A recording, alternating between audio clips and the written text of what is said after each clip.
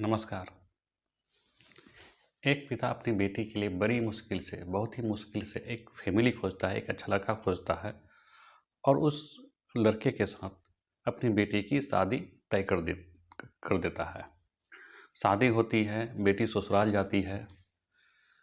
बेटी ससुराल जाकर ससुराल को एक खूबसूरत घर, एक स्वर्ग सा सुंदर सा घर बनाने की कोशिश में लग जाता है, लेकिन वहाँ पे उसकी खुद की ज़िंदगी नर्क बन जाती है। वहाँ उसे उसे रोज़ यानी कि 6 महीनों के अंदर रोज़ तानों का सुनना पड़ता है, गाली सुननी पड़ती है, मार-पीट का सामना करना पड़ता है। उस घर में उसका अपना कोई नहीं होता है, ना सास-ससुर, ननद कोई नहीं, सिर्फ़ एक देवर होता है। दोस्तों, बहुत ही दिलचस्प कहानी है, रोचक कहानी है, दिल को झकझोर कर देने वाली कहानी है। कहानी से आगे बढ़ने से पहले मैं आपसे रिक्वेस्ट करता हूँ कि आपने अभी तक मेरा चैनल को सब्सक्राइब नहीं किया तो चैनल को सब्सक्राइब कर दीजिए, वीडियो को लाइक कर दीजिए, एक कमेंट कर दीजिए ताकि मेरा हौसला बढ़ता रहे और मैं आपके लिए इस तरह की कहानी खोज कर लाता रहूँ। क्राइम की कहानी हो, लव स्टोरी हो या हॉन्टेड कहानी हो, जो भी कहानी हो मैं आपके लिए लाता रहूँगा। दोस्तों, आज की जो सच्ची कहानी है यह महाराष्ट्र के सांगली ज़िले की कहानी है। महाराष्ट्र के सांगली ज़िले में एक आदमी रहता है जिसका नाम होता है विनायक। विनायक की 2 बेटी होती है और 2 बेटे होते हैं। विनायक जी पेशे से किसान होता है और हल्दी की खेती करते हैं। उनकी एक बड़ी बेटी होती है जिनका नाम होता है रीता। रीता के रीता शादी के लायक हो जाती है और रीता को 10वीं तक पढ़ी लिखी हुई है, यानी कि वो सब बच्चों को पढ़ा, किसान हैं, खेती करते हैं, गरीब है, लेकिन अपने सभी बच्चों को पढ़ा रहे हैं और उसने जहाँ तक उसकी हस्ती हुई है सब बच्चे को वहाँ तक पढ़ाते हैं। रीता को भी 10वीं तक पढ़ाए हैं और रीता इस बीच पढ़ाई ड्रॉप कर देती है क्योंकि पैसे नहीं हैं, तो पढ़ाई ड्रॉप कर देती है 10वीं तक पढ़ के। उसके बाद रीता शादी के लायक हो जाती है तो उनके लिए रिश्ते खोजते हैं और रिश्ता खोजता है अपने घर से 20-25 किलोमीटर दूर पर रिश्ता उनका खोज लेता है। रिश्ता जिस लड़के से रिश्ता होता है उसका नाम अजीत होता है। तो अजीत इनको विनायक को अच्छा लगता है कि मेरे बेटी की अच्छे से देखभाल करेगा, ये करेगा, तो उसके साथ रिश्ता तय हो जाती है। रिश्ता तय होती है 1,00,000 रुपये नगद, अंगूठी, सोने की अंगूठी और सोने की चैन और एक मोटरसाइकिल पर रिश्ता तय होती है। बारात आती है, हंसी खुशी बारात को निपटाया जाता है पूरी रीति रिवाज के साथ। विनायक जी का जहाँ तक ये होता है ज़्यादा से ज़्यादा उस पर पैसे खर्च करने की कोशिश करते हैं, ज़्यादा से ज़्यादा उस माहौल को मतलब खुशनुमा माहौल बनाने की कोशिश करते हैं क्योंकि बेटी की शादी है। तो वो ज़्यादातर इंतजाम जो करते हैं तो पैसे उधार लेके करते हैं क्योंकि किसान है, पहले भी उन्हें बोले किसान है। तो पैसा जब शादी का इंतजाम कर रहे थे, लड़की के मामा यानी कि विनायक जी के साले ने कहा कि मोटरसाइकिल का इंतजाम मैं करके दूंगा और बाकी चीज़ों का आप देख लीजिएगा। तो इसने 1,00,000 रुपये जब शादी जब फाइनल हुआ, जब बारात जब आई तो उसने अपने समधी को बुलाया, समधी अजीत के पिताजी को बुलाया। विनायक जी ने कहा कि अभी गाड़ी का इंतजाम नहीं हो पा रहा है, आप जो सब वादा की जो किए थे 1,00,000 रुपये, सोने की अंगूठी और चैन, इस सब का इंतजाम हो गया, गाड़ी का इंतजाम नहीं हुआ। किसी ने मुझे भरोसा दिया था कि गाड़ी का इंतजाम मैं करके दूंगा और लास्ट में वो इनकार कर गया, इसलिए मैं क्षमा चाहता हूँ। आपको 1-2 महीने के अंदर मैं गाड़ी भी इंतजाम करके आपको दे दूंगा।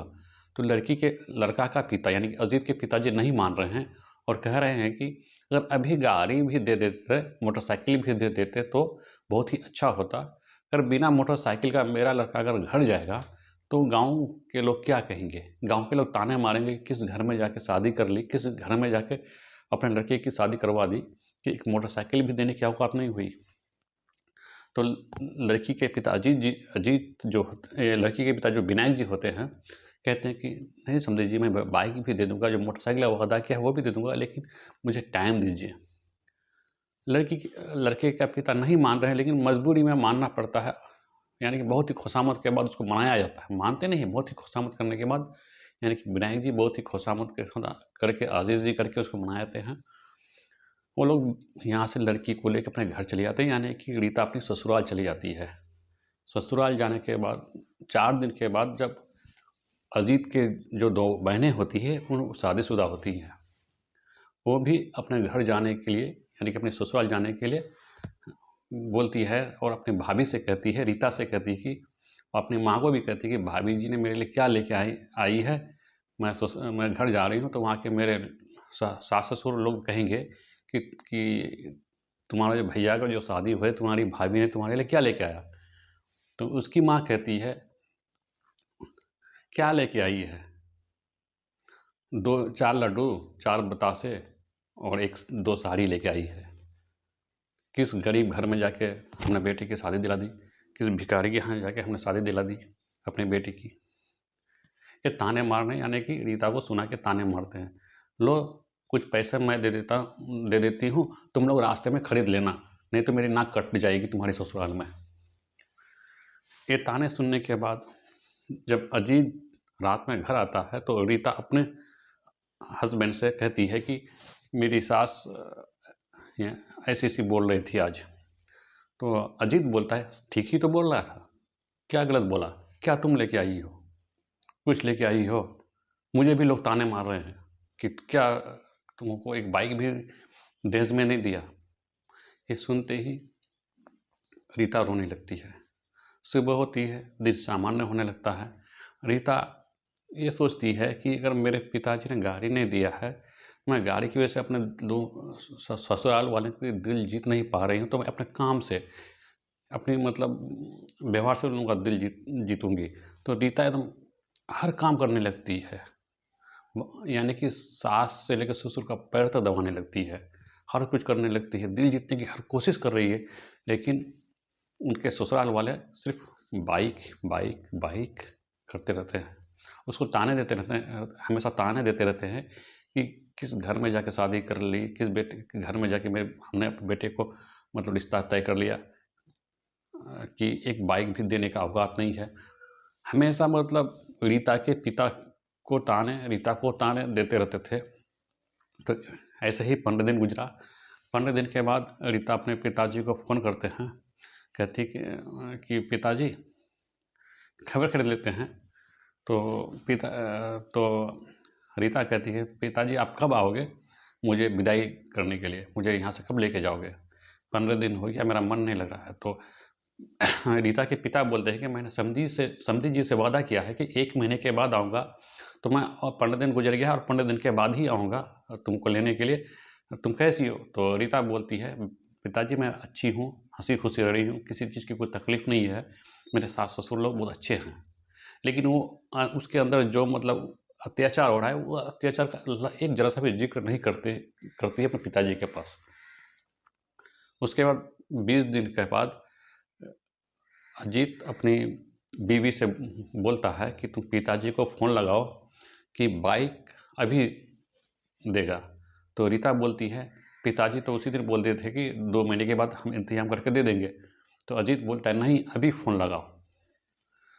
खूब मजबूर कर देती है मतलब ये रीता को फ़ोन लगाने के लिए। तो रीता फ़ोन लगाती है अपने पिताजी को और अजीत बोलता है कि स्पीकर पर बात करो। तो रीता फ़ोन लगा के स्पीकर पर बात करती है, खबर खरीद लिया जाता है। पिताजी पूछता है कि कैसी हो? रीता बोलते ठीक है। रीता फिर अपने भाई बहनों के बारे में पूछती है, तो बोलता है हाँ तुम्हारे भाई बहन भी ठीक है। मैं बताते चलूँ कि रीता की एक बहन होती है, 2 भाई होता है और पिताजी होता है। उनकी माँ नहीं होती, माँ मतलब गुजर गई होती है और उनका जो पालन पोषण कर रहा था तो उसका पिताजी ही कर रहा था। तो फिर बोलती है अपने पिताजी से कि बाइक का क्या हुआ? तो पिताजी बोलते हैं हाँ बाइक का भी इंतजाम हो जाएगा, 2 महीने में हम दे देंगे। इतना कह के फ़ोन काट देती है। तो अजीत बोलता है कि अभी क्यों नहीं बोला कि अभी बाइक देगा? तो रीता बोलती है, पिताजी ने तो बोल दिया था कि हम बाइक 2 महीने के बाद दे दूँगा, तुमने सुना नहीं? तो ये बात हो के फिर 15 दिन गुजरता है। तो जब 1 महीना लग जाता है तो रीता के पिता आने के लिए तैयार होते हैं अपने बेटी की विदाई के लिए। तो फ़ोन किया जाता है 1 दिन पहले। तो रीता के पिता बोलती हैं कि कैसी हो? तो रीता बोलती है बेटा पापा मैं ठीक हूँ। तो रीता बोलती है कौन-कौन आ रहा है? बोले तो रीता के पिताजी बोलते हैं मैं तो अकेले ही जाना चाहता था, लेकिन तुम्हारे भाई और तुम्हारी बहन और दोनों भाई बोलते कि मैं भी जाऊँगा, बहन की घर देख के आऊँगा।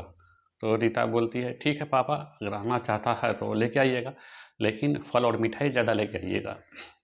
तो रीता के पिता बोलते हैं बेटी ये कोई कहने की बात है, मैं लेके ही जाऊँगा ज़्यादा करके। पिताजी आता है और जब इस बीच में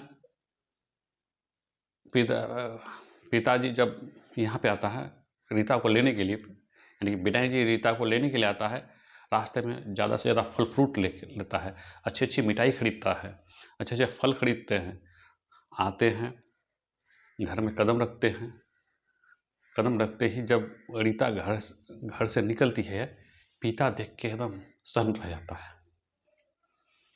ना रीता के चेहरे पे खुशी थी, फिर भी वो ज़बरदस्ती मुस्कुराकर अपने पिताजी से मिलती है। और ना रीता के मतलब जेवर थे, ना कान पे बाली थी, ना कुछ थे। ये सब देख के ऐसा लग रहा था कि रीता मुरझाए हुए पेड़ की तरह लग रही थी। क्योंकि विनायक जी किसान थे, गरीब थे, लेकिन बेवकूफ़ नहीं थे। वो सब देखकर पिताजी ने अपने बेटी से कहा कि बेटी तुम्हारे गहने क्या हुए? तो बेटी बोलती है पापा हमने चोरी की वजह से गहने खोल के रख दिए हैं, क्योंकि बगल ही के घर में चोरी हो गई थी। तो पिताजी बोलते कि बेटी चोर खाली तुम्हारे लिए हुए हैं, तुम्हारे लिए ही आते हैं। तुम्हारे सास के गले पे जेवर हैं, कान पे जेवर हैं, तुम्हारी नंदों के हैं, लेकिन तुम्हारे नहीं हैं।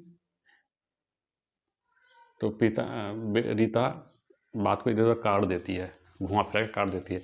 जब विदाई का टाइम होता है, घर जाने का टाइम होता है, रीता को अपने मायके जाने का टाइम होता है, तो रीता अपने सास के पास जाती है और कहती है कि सासू माँ वो जेवर दे दो ताकि मैं जेवर पहन के अपनी मायके जाऊँ। तो रीता की सास कहती है जब तक तुम बाइक लेके नहीं आओगे तब तक ये जेवर नहीं मिलेंगे। अगर तुम्हारे पिताजी अगर बाइक नहीं देंगे तो ये जेवर ही को बेचकर ही हम बाइक लेंगे, क्योंकि वो जेवर उनके पिताजी ने दिए थे। हर बेटी का बाप अपने बेटी को शादी के टाइम पे कुछ ना कुछ जेवर देता है, उसी जेवर को रख लिया था। हंसी खुशी घर आता है, बेटी का जिस तरह मान सम्मान होता है मायके में, बाप हर एक से बढ़कर एक करने की कोशिश कर रहा है, क्योंकि उसकी प्यारी बेटी थी, बड़ी बेटी थी, और बड़ी बेटी पर ज़्यादा ही बाप निछावर होता है। कुछ दिन गुजरा, विनायक जी आया, विनायक जी नहीं, अजीत जी ससुराल आया और रीता को ले जाने के लिए आया और रीता को लेके गया। इस बार जो रीता को लेके गया, इस बार कुछ ज़्यादा ही मारपीट करने लगा, वही बाइक बाइक बाइक, और रीता को हर अनदेखी करने लगा और ज़्यादा से ज़्यादा काम करवाने लगा रीता से। उसको 2 भैंस भी दे दिया कि भैंस की जिम्मेदारी दे दी गई कि इस भैंस का मतलब चारा से लेकर हर कुछ तुम्हारा जिम्मे, और खेतों पे भी जाने का काम ड्यूटी दे दिया, क्योंकि अजीत वो लोग भी किसान ही थे, तो वो लोग अब मजदूरी कम, इनसे ज़्यादा काम करवाने लगा। रीता ये सब काम करती रही, क्योंकि उसको हमेशा ताने दी जाती कि तुम किस भिखारी का घर की बेटी हो कि एक बाइक भी नहीं दे पा रहा है। ऐसा करते करते ये रीता सूख के टकरी हो गई थी। एक दिन फिर विनायक जी अपनी बेटी को वीडियो कॉल करता है और चेहरा देखता है, चेहरा देखकर एकदम भावुक हो जाता है कि मेरी बेटी कैसी थी, कैसी हो गई। हाँ, ये बात देखकर विनायक जी अपनी बेटी से कहता है बेटी क्या तुम क्या करती हो, खाने पीने का मन नहीं करता? बोली हाँ पापा, खाती पीती सब कुछ करती हूँ, लेकिन क्या करता है कि आप लोगों के बगैर मन नहीं लग रहा है ना, इसलिए सूख गई हूँ। ये सब देखकर, वीडियो कॉल को देखकर, इसका मतलब विनायक जी का रहा नहीं जाता, विनायक जी को रहा नहीं जाता, तो अचानक से रीता के घर पर आ जाते हैं। रीता उस टाइम भैंस का जो जहाँ पे भैंस उस रखते हैं ना, उसी को साफ कर रहा था, और उसको बहुत तेज़ बुखार था, लेकिन उसको दवाई तक भी नहीं दिलवा रहे थे, इतना वो लोग जालिम निकल गए थे। तो देखा कि बाप को देखकर रीता एकदम सन्न रह गई। अचानक से सर पर कपड़ा पड़ डाली, मुंह हाथ धोई, बाप के गले से लिपट कर रोने लगी। रोने लगी। और जब बाप के गले से बेटी रो रही थी, तो विनायक जी ने जब बेटी के बदन से टच हुआ तो देखा कि काफ़ी तेज़ बुखार है, बहुत बुखार है। तो बेटी को बोलता है विनायक जी, बेटी कब से तुम्हारी तबीयत खराब है? कोई पापा नहीं है, आज ही आया होगा। लेकिन अपने बाप से हर बात छुपाती रहती है। जो उसको मतलब अत्याचार हो रहा है, हर अत्याचार को अपने बाप से रीता छुपाती है। क्योंकि बाप ने पहले ही कह दिया था कि बेटी कुछ भी हो जाना, ससुराल का मतलब इज्जत का ख्याल रखना। और उसी वादे को रीता निभा रही है। और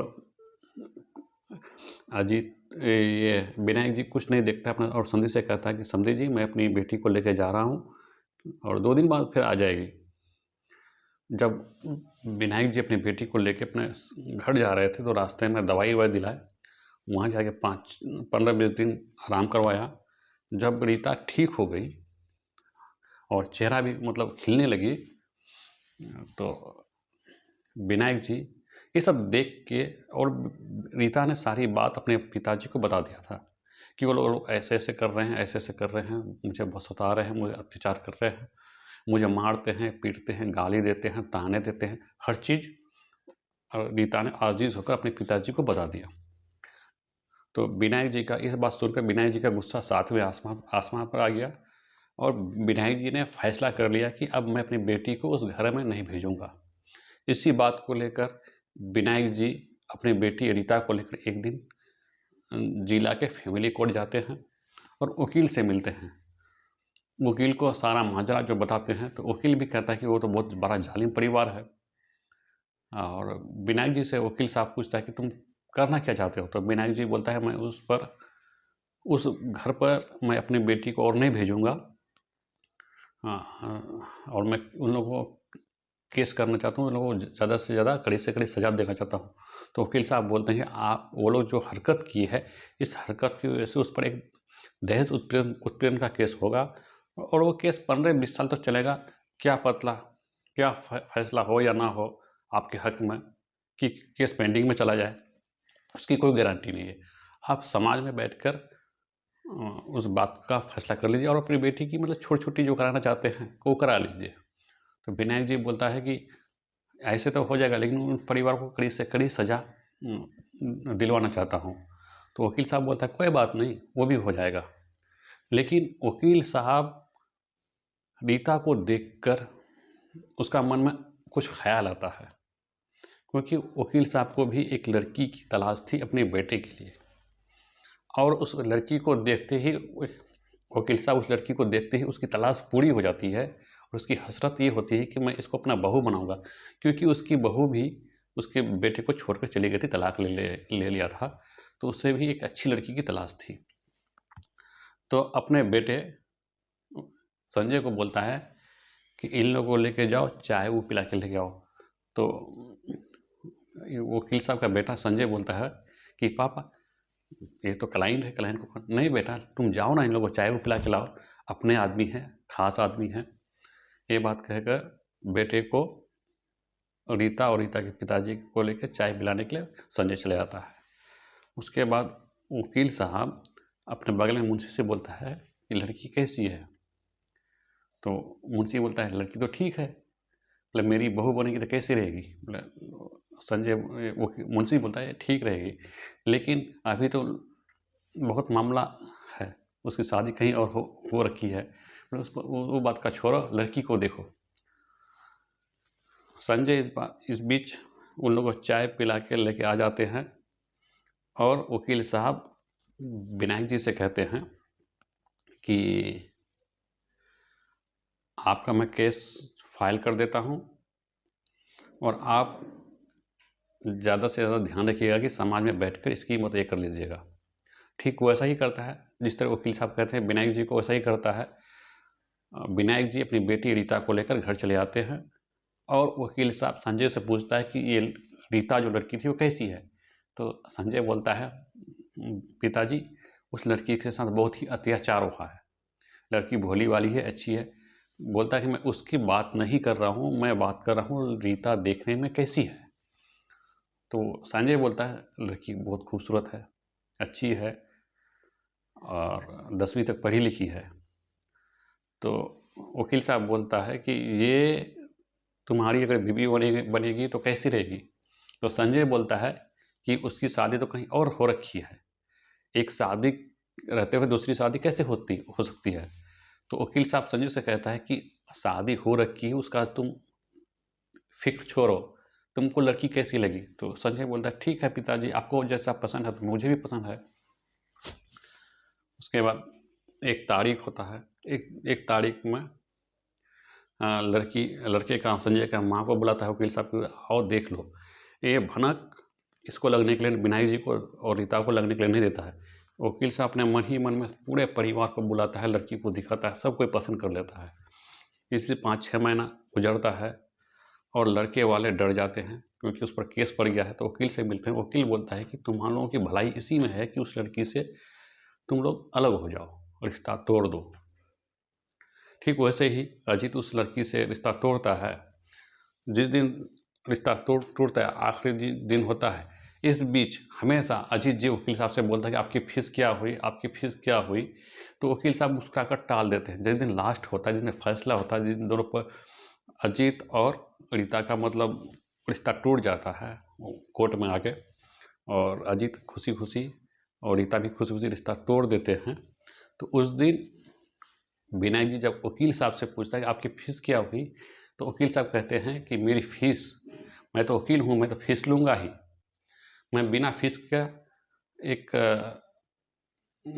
मशवरा नहीं देता हूँ, एक सलाह नहीं देता हूँ। तो आप कितना जो बड़ा केस लड़ा उस केस का तो मैं फ़ीस लूँगा ही। लेकिन फ़ीस सुनकर विनायक जी का होश फाख्ता हो जाता है। वो फ़ीस के बदले में रीता का हाथ मांग लेता है कि मुझे फ़ीस के बदले में रीता चाहिए, रीता को मैं अपना बहू बनाना चाहता हूँ। और ये मेरा बेटा संजय है, ये संजय देखिए, आपने 5-6 महीना देखा है मेरा बेटा कैसा है। तो विनायक जी कहते हैं संजय तो ठीक है, लेकिन पहले आप अपने परिवार से तो मिल लीजिए।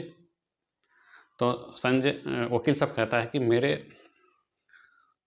परिवार भी देख लेना, संजय की माँ भी रीता को देख ली है, संजय की बहन भी देख ली है, संजय के मामा लोग भी देख लिए, सब कोई देख लिए हैं। क्योंकि जब जब तारीख होता था, जब जब रीता तारीख पे आती थी, मेरे परिवार से, मेरे रिश्तेदार से कोई ना कोई आता ही था रीता को देखने के लिए। ये बात सुनकर विनायक जी की आंखों में आंसू आ जाता है और कहता है कि मैं रीता से तो पूछ लूँ। तो रीता भी इस बात में हामी भर लेती है और दोनों का रिश्ता हो जाते हैं। दोस्तों, इस कहानी का मतलब मुझे किसी को ठेस पहुंचाना नहीं था, किसी की भावना को आहत पहुंचाना नहीं था, बल्कि समाज को जागरूक करना था कि दहेज बहुत ही बुरी बला है, दहेज से बचिए। फिर मिलते हैं अगले कुछ नए कहानी को लेकर, तब तक जय हिंद, जय भारत।